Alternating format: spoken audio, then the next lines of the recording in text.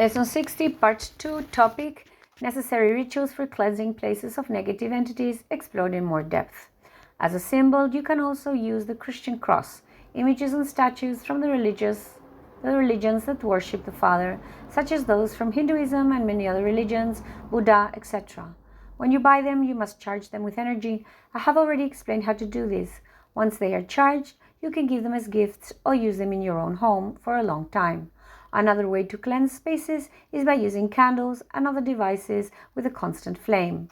The candle itself already cleansing its energy. Candles provide a very positive energy to the space, which negative entities greatly dislike.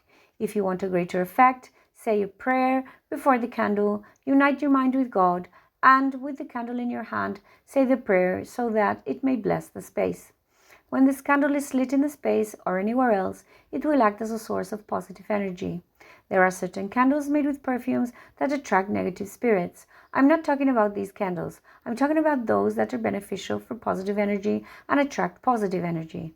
You use white, red, yellow, and black candles, and you associate each one with a specific use, an energetic orientation.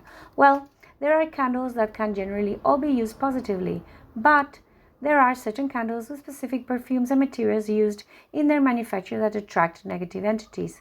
These are candles made with deceased animals or people who died under tragic circumstances. The candle, therefore, carries some of the negative energy created by that terrible event. This negative energy attracts negative spiritual entities. If you want the candle to attract positive entities, simply take it to a place with positive energy, bless it there, and then you can take it home, or to the place where you want to cleanse that space. It doesn't have to be your house. It can be anywhere. Just lighting it will make it work. Avoid using negative energy because it will work against you. Don't forget the law of karma says that everything is repaid with interest, sometimes for a very long time.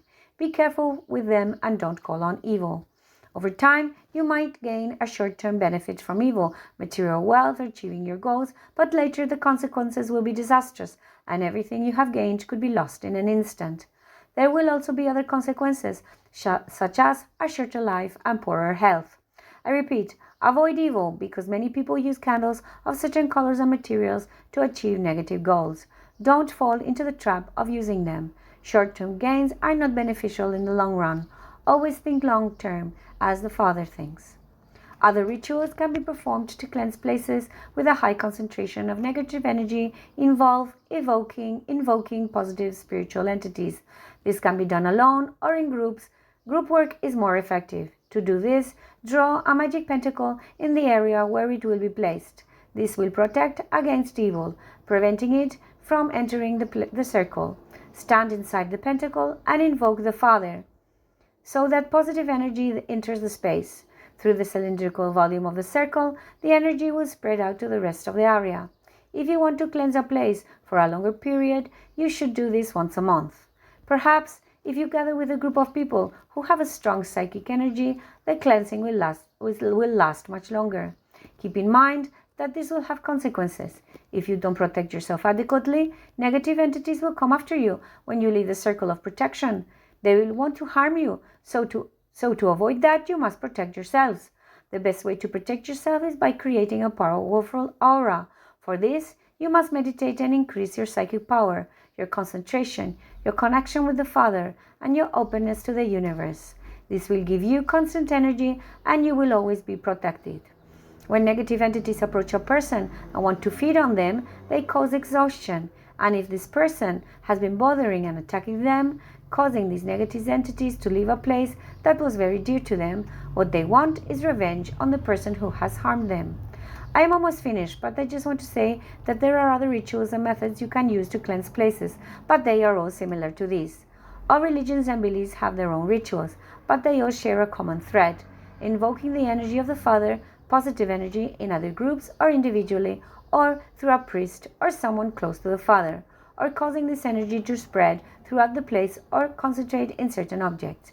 The Christian religion also performs these rituals, blessing objects given to the faithful, and has holy water. In other words, all religions share the same foundation. That is why you can use any religious object from any religion to imbue it with your positive energy. I have already explained how to do this. It can ensure that object has good energy permanently or for a long period of time, and that it can cleanse a place, or at least, if it's already clean, keep negative entities away. These negative entities are always looking for a place to inhabit, especially if it's an attractive location for them. As explained to the previous lesson, what you have to do is a lot of work, but you can do it. If you want to live in that place, you have no choice but to cleanse it, because the health consequences for the inhabitants can be serious. However, despite all these rituals, I advise meditation. The powerful aura of the inhabitants will prevent negative entities from entering the house and manifesting themselves.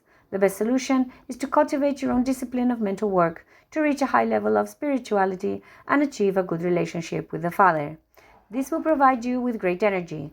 The other methods and rituals are good, but they can help. But the most important thing is meditation, a white aura, and a strong connection with the Father. So until next time, brothers and sisters, end of Lesson 60, Part 2.